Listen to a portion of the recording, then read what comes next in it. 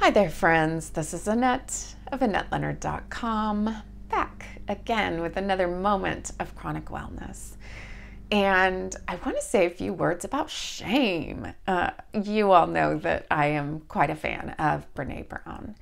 And one of the things that she says is that shame, much like vampires, cannot tolerate the light of day. Shame is sunlight adverse, if you will. And I think that is a critical reminder in the midst of doing this work. I spoke yesterday about how difficult it is to hear news about ourselves, our actions, our behaviors, our choices, our worldview that doesn't exactly fit with how we see ourselves, and how hard it is to reconcile that or even just sit with that. And so here is my encouragement.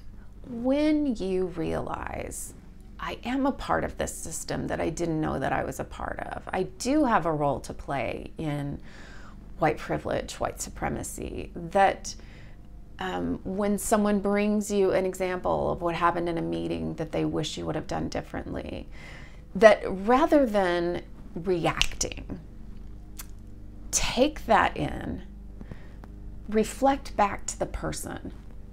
I heard you say that this was your experience. Did I get that right?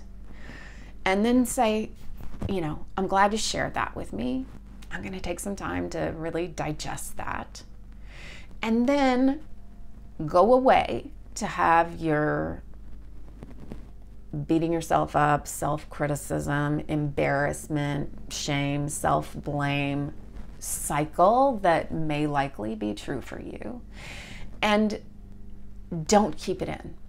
So just the idea that shame cannot stand the light of day means that we need to speak our shame. We need to get it out of us. It will only do us damage bodily, physically,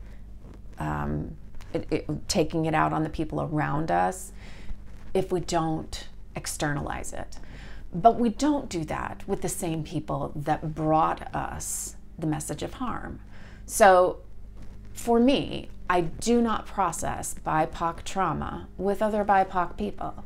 I do that with other white people in my life because they're not suffering necessarily from those same wounds. So I don't try to bring back my shame about wounds that I have a hand in to the same people who are wounded. I bring it to other people that may also have wounds, but not the same wounds.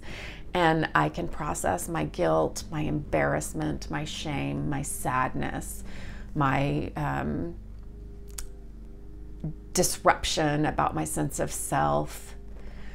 And once that is complete, I can think about my responsibility and what I'm prepared to change, do differently, take responsibility for, offer back to the person who brought it to my attention, or what I'm willing to bring back in terms of, how can I make this right? Or here's what I'd suggest about how I can make this right. Does that work for you? But it's really hard to go back and do that last step until I have aired my shame. So shame can derail us if we do not recognize it, see it for what it is, and allow it to be aired and be gone.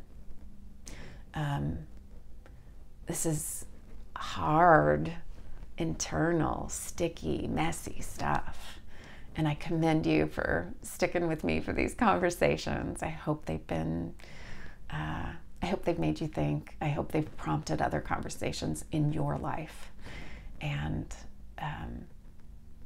I'm grateful for you being here.